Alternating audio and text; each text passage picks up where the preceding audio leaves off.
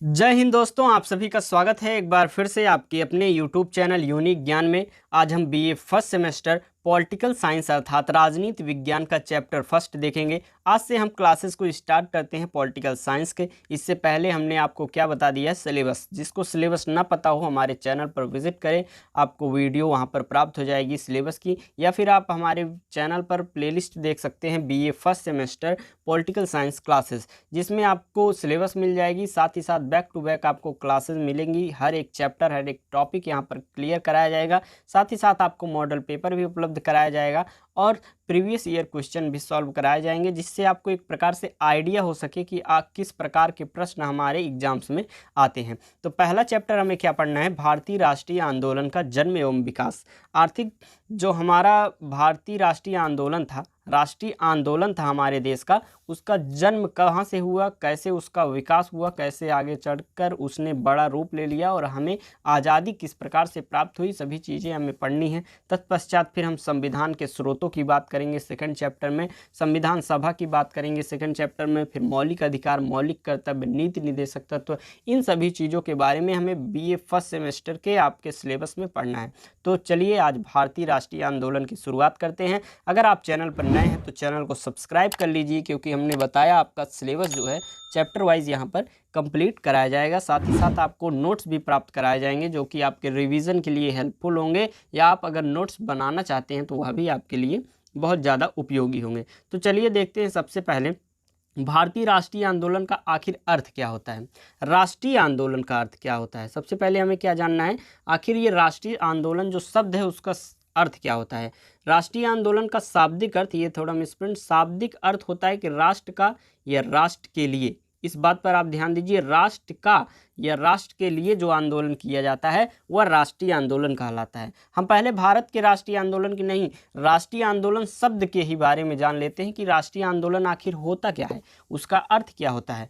जो भी आंदोलन राष्ट्र के लिए किया जाए या राष्ट्र का आंदोलन जो भी किया जाए वही राष्ट्रीय आंदोलन कहलाता है। यह देशवासियों के द्वारा राष्ट्रहित में चलाया गया आंदोलन है, अर्थात जो देशवासी अपने राष्ट्रहित के लिए जो भी आंदोलन चलाते हैं वह क्या कहलाता है, राष्ट्रीय आंदोलन कहलाता है। इसको हम विद्वानों के अनुसार इसकी जो परिभाषा है उसको देखें तो ब्राइस महोदय कहते हैं कि राष्ट्र एक राष्ट्रीयता है जिसमें अपना संगठन एक राजनीतिक संस्था के रूप में कर दिया है जो स्वाधीन या स्वाधीनता का इच्छुक है। अर्थात जो भी संगठन से जुड़ते हैं वही जुड़ते हैं जिनको अपनी स्वाधीनता, स्वाधीनता का अर्थ क्या होता है, स्वाधीन, मतलब अपने अधीन ही रहना चाहते हैं, जो दूसरों के अधीन नहीं रहना चाहते, अर्थात गुलामी किसी की नहीं करना चाहते, स्वतंत्र रहना चाहते हैं, वह राष्ट्र के लिए एक संगठन बनाकर राष्ट्रीयता की भावना रखते हुए जब आंदोलन करते हैं तो वह क्या कहलाता है, राष्ट्रीय आंदोलन कहलाता है। इसका तात्पर्य यह है कि स्वाधीनता के लिए संघर्ष राष्ट्रीय आंदोलन का मौलिक उद्देश्य है।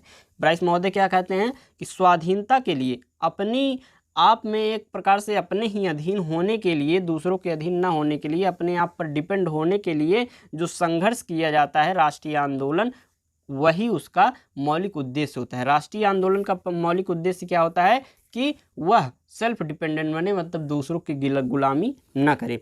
आधुनिक प्रचलित अर्थ में राष्ट्रीय आंदोलन का अर्थ है विदेशी सत्ता की मुक्ति के लिए द्वारा वर्षों तक संचालित संघर्ष है। अगर हम आधुनिक प्रचलित अर्थ देखें किसका, राष्ट्रीय आंदोलन का, तो उसमें यह है कि विदेशी सत्ता से मुक्ति प्राप्त हो और उसके लिए जो संघर्ष वर्षों तक किया गया था वही हमारा क्या है, स्वाधीनता के लिए जो किया गया था वही राष्ट्रीय आंदोलन है। गुलामी जो उपनिवेशीय हैं उनसे स्वतंत्रता पाने के लिए जो भी हमने संघर्ष किया था वह क्या है, हमारा राष्ट्रीय आंदोलन है। अगर हम बात करें भारतीय राष्ट्रीय आंदोलन की विशेषताएं क्या हैं, तो उसकी निम्न विशेषताएं हैं। कौन कौन सी, पहली लंबी अवधि, जो हमारे देश में राष्ट्रीय आंदोलन किए गए, भारतीय राष्ट्रीय आंदोलन जो हुए उसकी पहली विशेषता क्या है, लंबी अवधि, अर्थात वह देर समय तक चली थी। 1857 में शुरुआत किया गया था राष्ट्रीय आंदोलन का और वह जाते जाते 1947 तक हमें आज़ादी मिल गई। तो लगभग बहुत वर्षों तक हमारा जो राष्ट्रीय आंदोलन था उसका संघर्ष चलता रहा, भारतीय राष्ट्रीय आंदोलन चलता रहा स्वतंत्रता के लिए।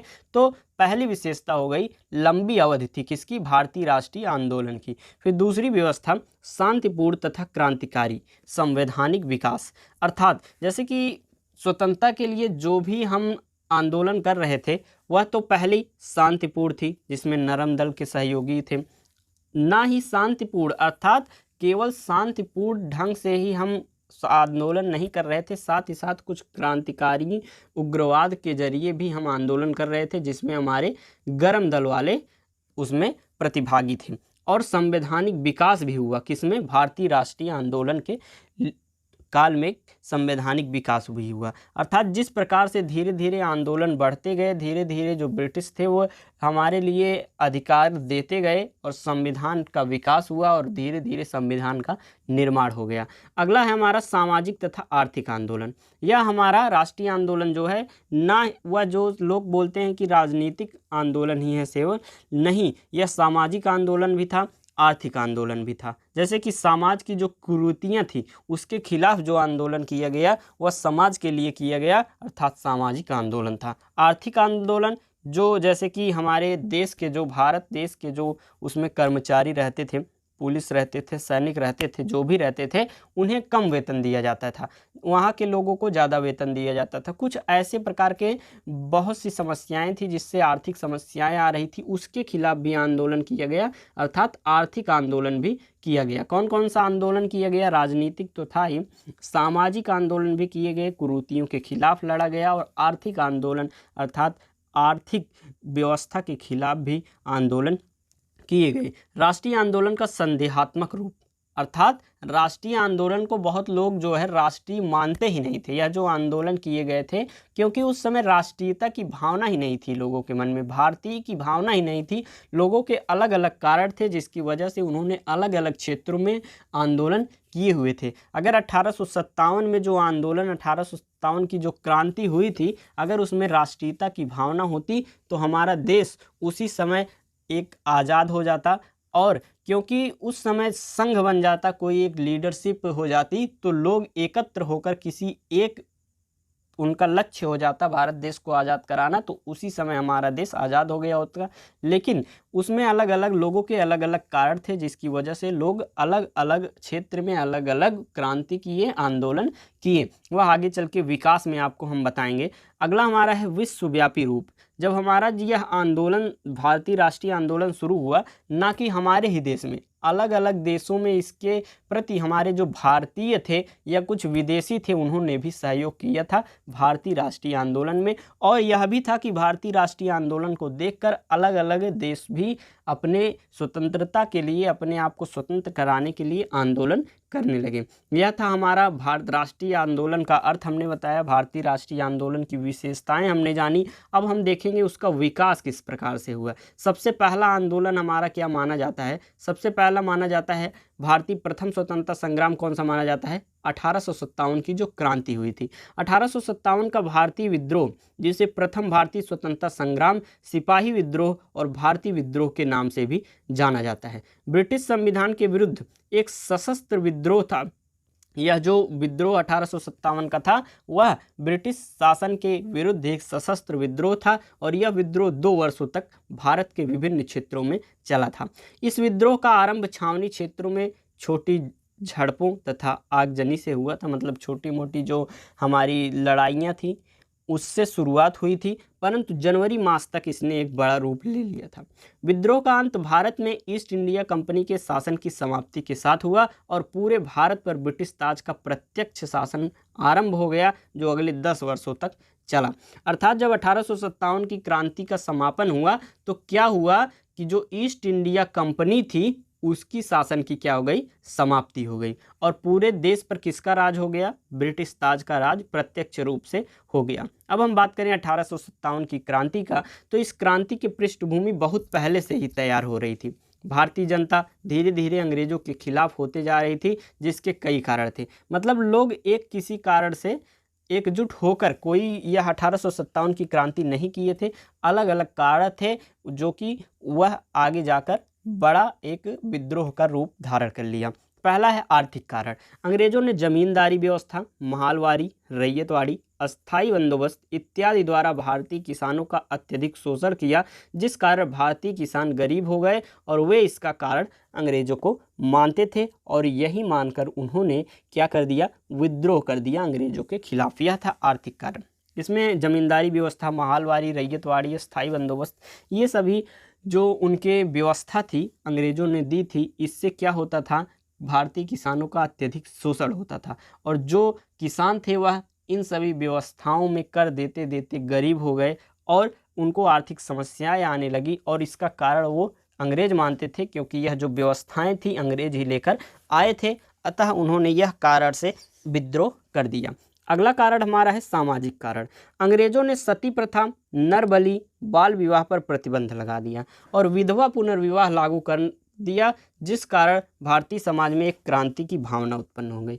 पहले के जो लोग थे अपनी समाज, अपनी संस्कृतियों को लेकर बहुत ज़्यादा पॉजिटिव थे, मतलब एक्टिव थे, वो अपनी संस्कृतियों में कोई भी छेड़छाड़ नहीं चाहते थे। अंग्रेजों ने हालांकि बहुत अच्छे कार्य किए थे, जो सती प्रथा को बंद किया था, नरबलि बंद की थी, बाल विवाह पर प्रतिबंध लगाया था, यह सब उनका एक अच्छा कार्य था। लेकिन उस समय के लोगों का विचार यही था कि उनकी संस्कृति के साथ कोई खिलवाड़ न किया जाए, तो यह सामाजिक कारण थे जिसके कारण वह अंग्रेजों के खिलाफ 1857 के विद्रोह में प्रतिभागी बन जाते हैं। अगला कारण है प्रशासनिक कारण। लॉर्ड डलहौजी ने हड़प नीति के तहत सतारा, अवध, झांसी, कानपुर, इलाहाबाद, जगदीशपुर, सिक्किम इत्यादि पर अधिकार कर लिया था। जो डॉक्ट्राइन ऑफ लैप्स जो लॉर्ड डलहौजी जी ने लाया हुआ था, उन्होंने इस डॉक्ट्राइन ऑफ लैप्स अपनी हड़प नीति के तहत कुछ जो वहाँ के क्षेत्र थे उसको हड़प लिए थे और इसके चलते ही वहाँ के लोग रुष्ट हो गए और इसमें प्रतिभाग लिए। इसने नाना साहब का पेंशन भी बंद कर दिया था, जिस कारण ये सभी राजा विरोधी हो गए। और इनका अगला कारण क्या है, हम बात करेंगे धार्मिक कारण। ये धार्मिक कारण है अगला कारण। अंग्रेज ईसाई धर्म का अत्यधिक प्रचार करते थे। जो अंग्रेज थे वह अपने ईसाई धर्म का अत्यधिक प्रचार करते थे, जिस कारण भारतीय समाज विरोधी हो गया था। और तकनीकी कारण की बात करें तो रेल, डाक तथा प्रेस के प्रारंभ होने से विद्रोही की भावना तथा संदेश जो है तेजी से फैलने लगे थे। अगला कारण हमारा है सैनिक कारण। भारतीय सैनिकों को दाढ़ी, मूछ, पगड़ी तथा बाला, कड़ा पहनने पर रोक लगा दिया गया, जिस कारण सैनिक खिलाफ हो गए थे। मतलब जैसे समझ लीजिए पंजाबियों को अपनी पगड़ी बहुत प्यारी होती है, तो सैनिक जब बनते थे वह उन्हें पगड़ी पहनने नहीं दिया जाता था।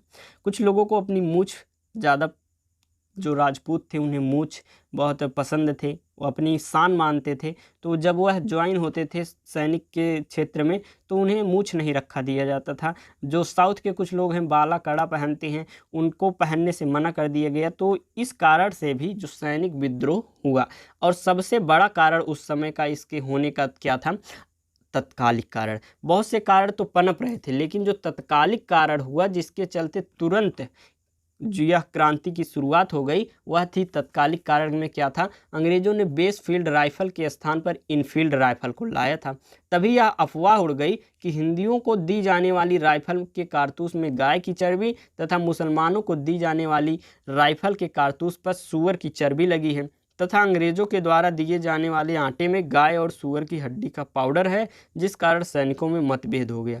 अर्थात जो लोग हिंदू थे वह गाय की चर्बी, मतलब गाय की मृत्यु करके मतलब उसकी चर्बी का प्रयोग करना था, तो वह बहुत इसे अशुभ मानते थे। और जो मुसलमान थे वह सूअर की चर्बी को छूना भी एक प्रकार से हराम अर्थात पाप समझते हैं। तो उन्होंने अलग अलग यह जो कारण थे उसकी वजह से तत्काल ही एक प्रकार से खिलाफ आंदोलन कर दिया। उस समय एक थे मंगल पांडे। मंगल पांडे जी ने क्या किया कि यह राइफल चलाने से इनकार कर दिया। बेस फील्ड राइफल और से जो परिवर्तित होकर इनफील्ड राइफल आई थी उसका प्रयोग करने से इनकार कर दिया। फिर वहाँ पर आते हैं और उन्हें जो वहाँ के जनरल होते हैं बोलते हैं कि नहीं राइफल चलाओ। तो गुस्से में आकर मंगल पांडे जी क्या करते हैं कि वो इनफील्ड राइफल लेके वहाँ के जनरल जो ह्यूज थे, जनरल रोज थे, उन दोनों को वह क्या कर देते हैं, गोली मार देते हैं, जिसके चलते उनको क्या किया जाता है, फांसी चढ़ा दिया था। लेफ्टिनेंट ह्यूज थे और लेफ्टिनेंट बाज थे, दोनों को वह गोली मार देते हैं। बंगाल के बैरकपुर छावनी के 34 नेटिव इन्फेंट्री के जवान मंगल पांडे ने इन कारतूसों के प्रयोग से मना कर दिया था। उसके अधिकारियों ने जब दबाव बनाया तो उसने लेफ्टिनेंट बाज तथा लेफ्टिनेंट ह्यूज को गोली मार दी। इस कारण मंगल पांडे को 8 अप्रैल 1857 को बैरकपुर छावनी में फांसी दे गई। सभी सैनिकों के सामने मंगल पांडे जी को जब फांसी दे दी गई तो सैनिकों में एक विद्रोह की भावना जगी और मंगल पांडे यूपी के बलिया का रहने वाले था। इस घटना के कारण सारे सैनिकों के अंदर विद्रोह की भावना आ गई। सैनिकों ने 30 मई 1857 को विद्रोह का दिन निर्धारित किया और इसके लिए रोटी कमल के फूल द्वारा संदेश फैलाया गया। जिस प्रकार से पहले के ज़माने में एक प्रकार से जब आपको निमंत्रण दिया जाता था तो क्या एक हल्दी की गांठ दे दी जाती थी, एक प्रकार से उसे एक प्रकार से संकेत मान लिया जाता था। तो उसी प्रकार उन्होंने क्या बनाया, कमल का फूल और रोटी। जब यह कोई स्वीकार कर लेता था अर्थात वह भी इस संगठन में शामिल है, इस विद्रोह में शामिल है। मेरठ के 20 नेटिव इन्फेंट्री के जवानों ने 10 मई 1857 को ही विद्रोह कर दिया और ये विद्रोही पूरे छावनी के हथियारों को लूटकर 11 मई को दिल्ली पहुंच गए। विद्रोहियों ने दिल्ली पहुंचकर दिल्ली की छावनी को जीत लिया और बहादुर शाह जफर को विद्रोह का नेता जबरदस्ती घोषित कर दिया, क्योंकि वह उस समय सबसे पावरफुल जो था वह था बहादुर शाह जफर, क्योंकि वह मुगल का उस समय का एक प्रकार से शासक था। 4 जून 1857 को बेगम हजरत महल ने लखनऊ से विद्रोह कर दिया और 5 जून 1857 को नाना साहब तथा तात्या टोपे ने कानपुर से विद्रोह कर दिया। आप समझ रहे होंगे कि पॉलिटिकल साइंस में ये आपको हिस्ट्री कहाँ से पढ़ाया जाने लगा। नहीं, यह एक प्रकार से आपका जो भारतीय आंदोलन था, भारतीय राष्ट्रीय आंदोलन, उसका विकास जो है 1857 की क्रांति से ही शुरू हुआ। तो आगे देखेंगे, तात्या टोपे का मूल नाम रामचंद्र पांडुरंग था। ये झांसी की रानी के गुरु थे। झांसी के विद्रोह मनुबाई अर्थात झांसी की रानी ने किया था। ये बनारस की रहने वाली थी, जिनका विवाह जो है ग्वालियर के राजा गंगाधर राव से हुआ था। ग्वालियर की राजधानी उस समय झांसी थी। इन्होंने ली ग्रांड को 23 अप्रैल 1858 को पराजित कर दिया। पटना से विद्रोह पुस्तक विक्रेता पीर अली ने किया था और आरा के जगदीशपुर के जमींदार जो थे वीर कुंवर सिंह ने विद्रोह किया था। किंतु कुंवर सिंह के हाथ में जब गोली लग गई थी, जिस कारण से उन्होंने अपना हाथ स्वयं काट कर गिरा दिया था।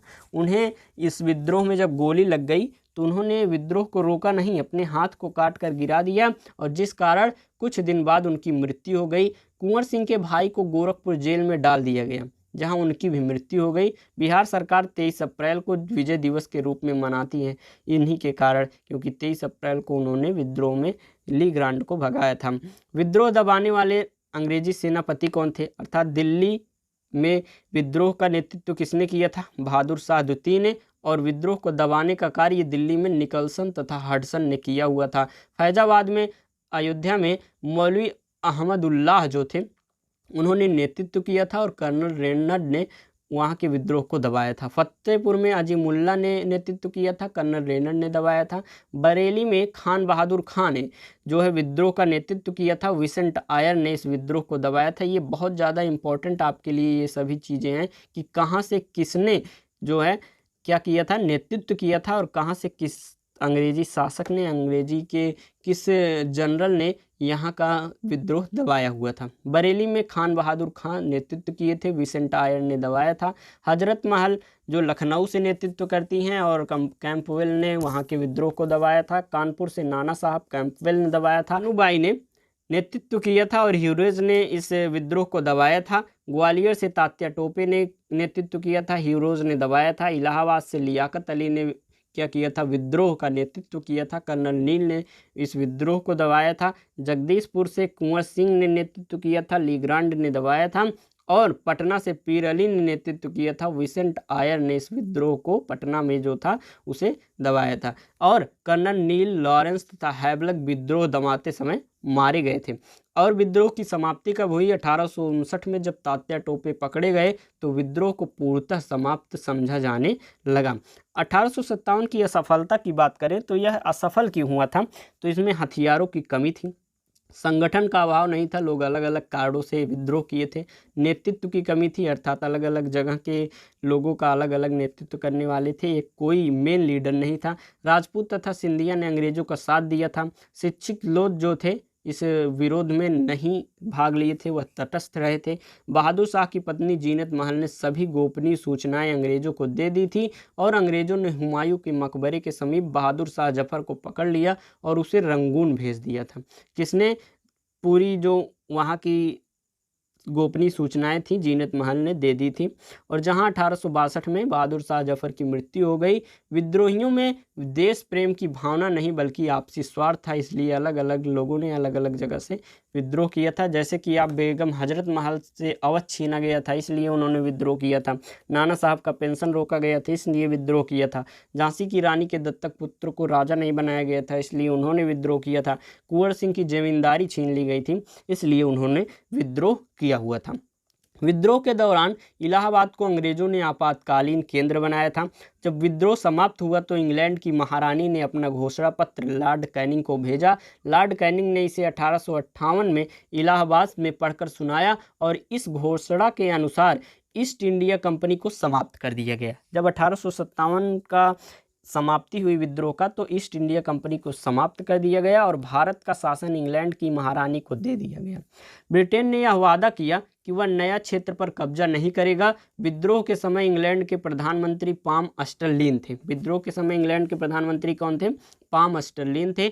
भारत का गवर्नर जनरल लॉर्ड कैनिंग था। विद्रोह समाप्ति के बाद पिल आयोग के सिफारिश पर सेना का पुनर्गठन किया गया और सेना में राजपूत तथा ब्राह्मणों की संख्या घटा दी गई, जबकि नेपाली तथा पठान की संख्या बढ़ा दी गई। और आज का यह लास्ट टॉपिक हम देखेंगे कि अलग अलग लोगों ने विभिन्न मत जो दिए 1857 के पक्ष में या विपक्ष में, विभिन्न विद्वानों द्वारा दिया गया मत। डिजरायली क्या कहते हैं? यह एक राष्ट्रीय विद्रोह था। सिले और लॉरेंस कहते हैं यह सैनिक विद्रोह था। बीडी सावरकर कहते हैं यह प्रथम स्वतंत्रता संग्राम था। जेम्स आउटम कहते हैं यह हिंदू मुस्लिम षड्यंत्र था। रीज कहते हैं यह ईसाइयों के विरुद्ध धर्म युद्ध था। टी.आर. होम्स कहते हैं यह सभ्यता और बर्बरता का युद्ध था। आर.सी. मजूमदार कहते हैं यह जो था ना तो ही राष्ट्रीय और ना ही स्वतंत्रता संग्राम था, यह एक जन क्रांति थी। कौन कहता है? रामविलास शर्मा कहते हैं। 1857 की क्रांति के विभिन्न लेखकों द्वारा लिखा गया पुस्तक जो है 1857 नाम से किसने लिखा? सुरेंद्रनाथ सिंह और मौलाना अबुल कलाम ने लिखा। अशोक मेहता ने महान विद्रोह के नाम से इसके विषय में पुस्तक लिखी हुई है। पी.सी. जोशी ने 1857 का विद्रोह लिखा है। बी.डी. सावरकर ने प्रथम स्वतंत्रता संग्राम और बी.डी. सावरकर ने ही प्रथम राष्ट्रीय विद्रोह के नाम से पुस्तक लिखी है 1857 के विद्रोह के बारे में। आर.सी. मजूमदार ने 1857 का विद्रोह और सैनिक विद्रोह के नाम से 1857 की क्रांति के विषय में लिखा हुआ है। यह था आपका चैप्टर, आपने जिसमें भारतीय राष्ट्रीय आंदोलन का जन्म किस प्रकार से हुआ और विकास उसका कैसे हुआ उसके बारे में जाना। अगला चैप्टर हम देखेंगे आपका जो संविधान के स्रोत हैं, संविधान सभा का निर्माण है। अच्छे से इन सभी टॉपिक्स को देखेंगे। तब तक चैनल पर बने रहिए। टेलीग्राम ज्वाइन कीजिए, वहाँ पर आपको क्या मिलेगा? नोट्स मिलेगा, जिससे आप रिवीजन कर सकते हैं या अपना नोट्स बना सकते हैं। धन्यवाद। वीडियो को शेयर कीजिए अपने दोस्तों के पास, जिससे उन्हें भी क्लासेस पढ़ने में समझने में आसानी हो। धन्यवाद। मिलते हैं अगले वीडियो में।